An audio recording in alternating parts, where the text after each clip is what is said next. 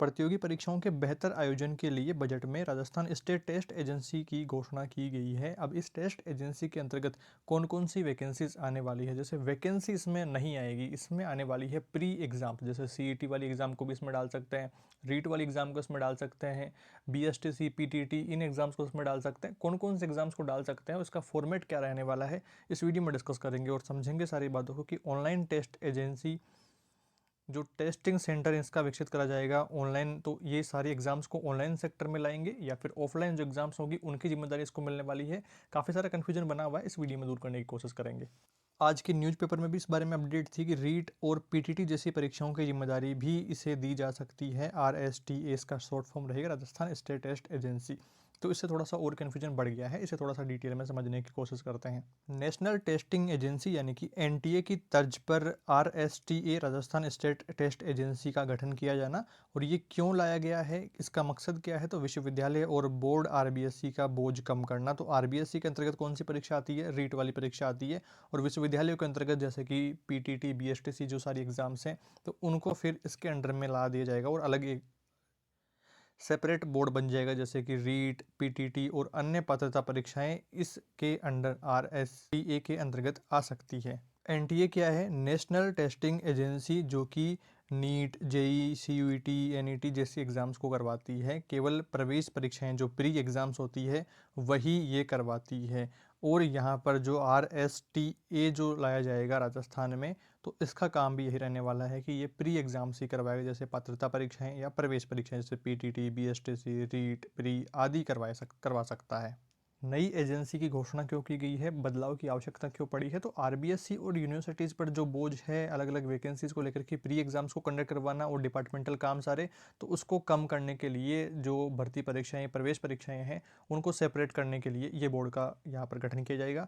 और इससे पारदर्शिता आएगी भाई, पारदर्शिता, पेपर लीक रोके जाएंगे और परीक्षा प्रणाली को सुरक्षित बनाने के लिए ये नया बोर्ड आपके लिए गठित किया गया है। अब जो पेपर लीक हो रहे हैं तो वो रुक जाएंगे, अंदर से जो ओएमआर सीट भरी जा रही है तो उसका पता नहीं भाई वो कैसे रुकेगी।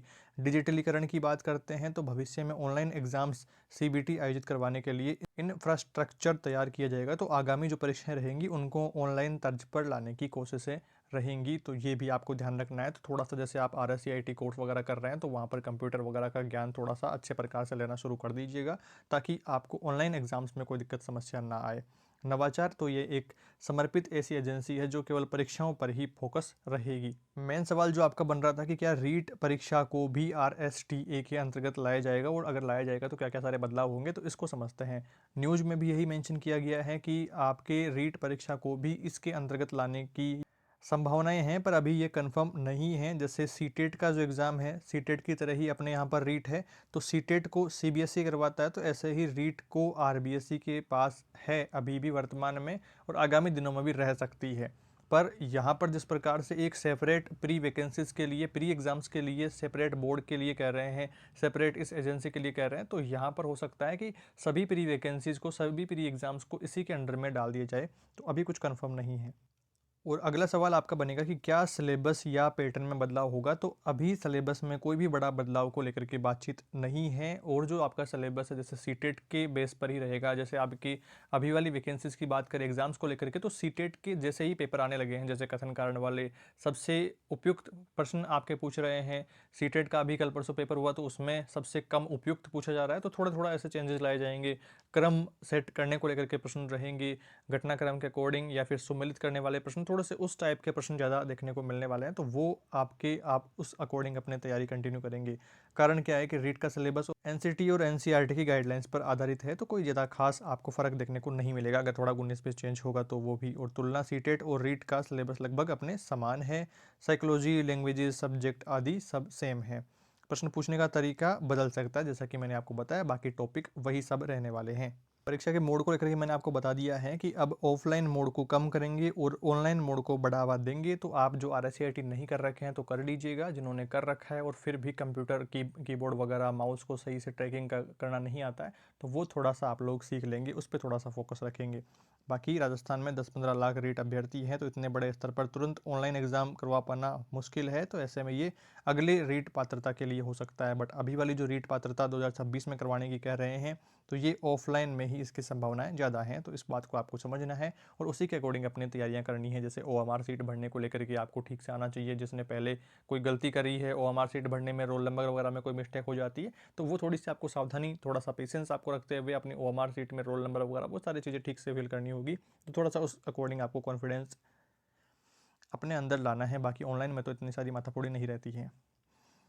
और एक सवाल ये भी था कि जो हमने रीट पात्रता पिछली बार पास कर ली है और अगर अब नई एजेंसी के अंतर्गत अगर रीट पात्रता को लाया जाता है तो क्या दोबारा से पास करना होगा? तो ऐसा नहीं है। आपने जो एक बार पात्रता परीक्षा पास कर ली है अभी वाली, तो उसके सर्टिफिकेट पे आपको लिखा हुआ मिलेगा कि ये आजीवन वैध है, तो आपको दोबारा से पास करने की ज़रूरत नहीं है। रिजर्व्ड कैटेगरीज में 55% और बाकी कैटेगरी जनरल कैटेगरी के लिए 60% वो नंबर जो चाहिए होते हैं, तो वो आपके हैं, तो आपका सर्टिफिकेट लाइफ टाइम वैलिड है। आपको दोबारा से इसे पास करने की ज़रूरत नहीं है, आपको मेन वैकेंसी की तैयारी पर ही फोकस रखना है।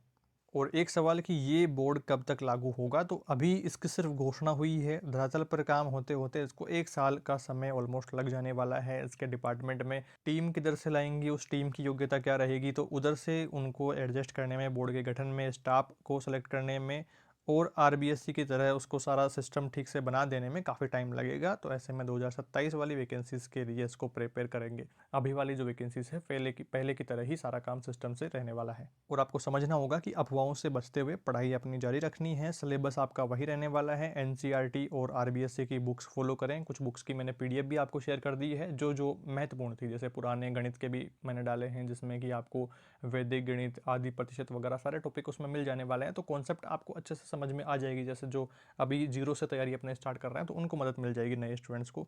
बाकी रट्टा मारने से बजाय कॉन्सेप्ट को समझने पर आपको जोर देना होगा। जैसे अभी वाले पेपर पैटर्न में काफ़ी सारे बदलाव अपने को एक साथ देखने को मिले हैं, तो आगामी पेपर भी इसी प्रकार के रहने वाले हैं, तो उसी के अकॉर्डिंग अपनी तैयारी करनी है और शिक्षण विधियों और मनोविज्ञान को गहराई से पढ़ना है। बाकी इस एजेंसी को लेकर के या इस न्यूज़ को लेकर के कोई भी टेंशन नहीं लेनी है। ये सिर्फ एक नई एजेंसी बनने वाली है जो कि केवल पात्रता परीक्षा या प्रवेश परीक्षाएं ही करवाने वाली है। बाकी सिलेबस वगैरह में कुछ हल्के फुल्के चेंजेस देखने को मिल सकते हैं, जैसे ऑनलाइन मोड में आएगी तो थोड़ा कुछ चेंजेस हो सकता है सिलेबस में, जो कि आगामी दिनों में हमें देखने को मिलेगा।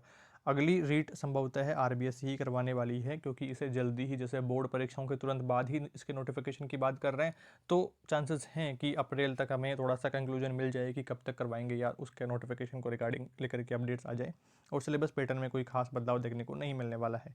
पुराने रीट सर्टिफिकेट अपने वो लाइफ टाइम वैलिड रहेंगे, तो उनको लेकर के भी टेंशन नहीं लेनी है।